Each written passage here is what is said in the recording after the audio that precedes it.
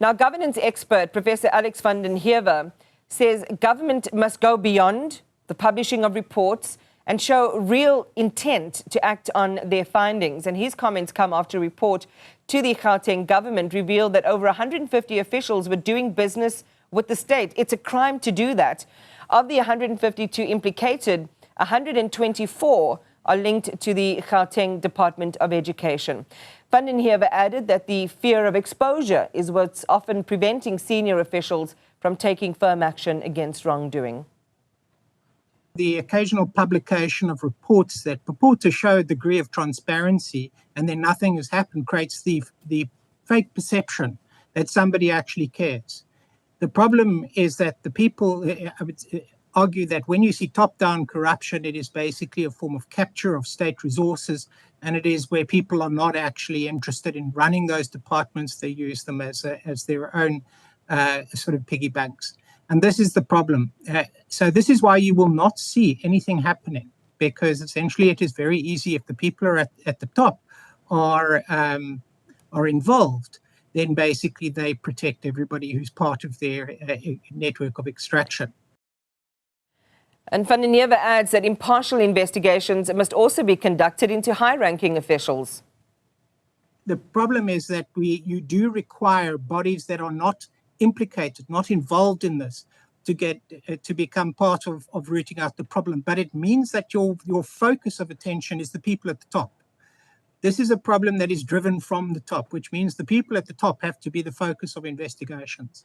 They are not the focus of investigations.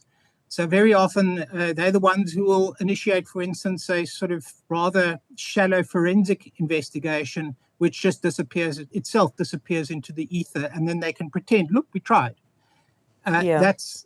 So essentially you have to have external authorities and bodies take them on, and they have to result in their removal and their proper prosecution. And we did say we wanted the Gauteng government to respond, and they're doing that this morning. Vuyo Mhaga speaks for the Gauteng government. Thanks, Vuyo, for your time this morning and for being agile and quick. So the last question that I asked Alex van den Heever was the fact that the Premier has now received the ethics report and whether he believes the Premier has a real appetite for rooting out corruption in the Gauteng government. His short answer was no, and I'd love for you to respond to that. I know you've also seen the interview. No, thank you very much, really, for giving us this opportunity. Man, good morning to you as well as the viewers.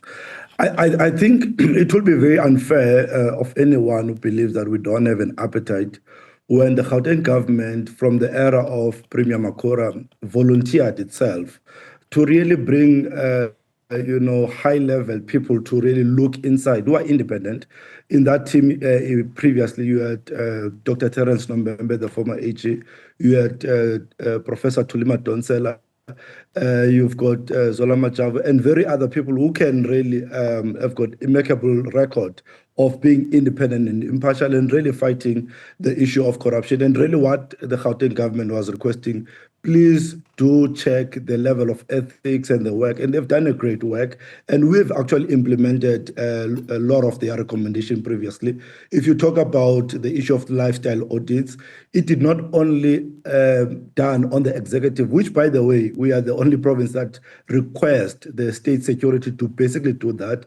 We have done that with the accounting officers, which are HODs. They even went further to say, go and look at the SCM, because that's where the problem of corruption is at, and that is being implemented. So if we say we are not taking it seriously, when we have actually implemented their recommendation, it will be actually quite unfair to the provincial government. All right, so let's have more evidence then of the Gauteng government taking corruption seriously by sharing with the public how many heads have rolled in various departments. We heard in this report that the lion's share of where money is going is to the departments of education, for example. 124 officials just from the education departments, found to have been implicated by doing business with the state when they shouldn't have.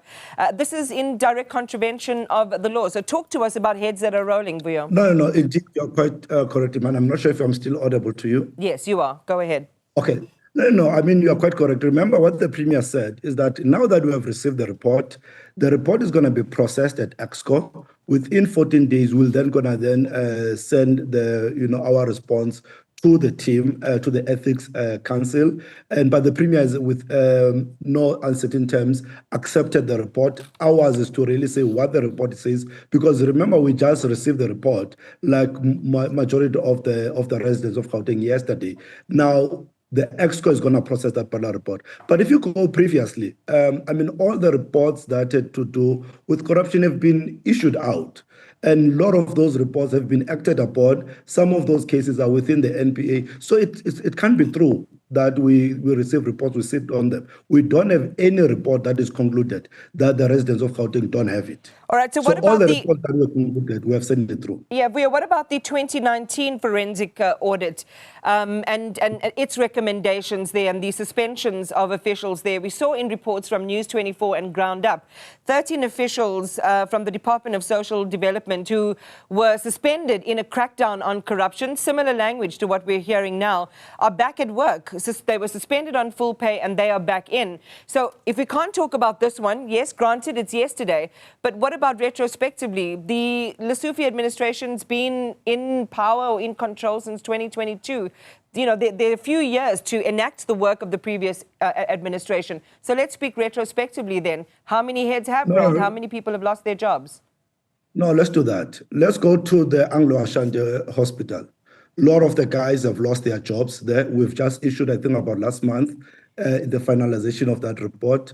We can go to the report that you're speaking about. It's not conclusive, it's not concluded. There are a few things that needed to be concluded in terms of the social development. You go to Tembisa Hospital, those officials that were there have been removed. So there is, if you go to the Department of Transport around the testing stations, those officials, that report has been actually implemented to the latter. The only thing that we're not going to do, we're not going to implement a report that is not conclusive. It will be unfair to the state and it will be unfair to the officials that are there. And the laws of this country do dictate that if you've been suspended for a certain period and therefore you need to come back to work, and in particular when you have not necessarily been interfering with the setup. Let's go to health. Let's go deeper to the health report. Part of those guys that were there, most of them were dismissed. Some of their cases currently is with the NPA to deal with the issues of the criminality and all that. The guys that, or the companies that were involved in that, we just recoup some of the monies that are there. So there's absolutely no evidence on concluded reports that the Gauteng government has not been implemented. And that issue, and I'm saying it is there, all this report that I'm talking about, they are there in public. Not only did we call a press briefing to share with the, with the residents of Gauteng through the media, we've literally shared it with as many people, including this report. When we received it, we did not then say, no, let's first respond. It's actually in the hands of the media and the hands of the residents of Gauteng, because we've got absolutely nothing to hide. And we have then said to the team, in 14 days, we'll then come back with the recommendation. As we have done, by the way, this is the second report. The first report we have implemented to the latter all their recommendations. Some of these can be less complicated than others. We are open and shut. When you do business with the state, it's a crime. So you've committed a crime. There should be an arrest and a swift prosecution. How much has that happened? You're going to say that, Iman, as I'm saying, just give it 14 days, we'll be able to respond to that. There's absolutely no space. That's what I'm quite confident. We don't have a record of not acting upon concluded reports. You can go back to our record on that.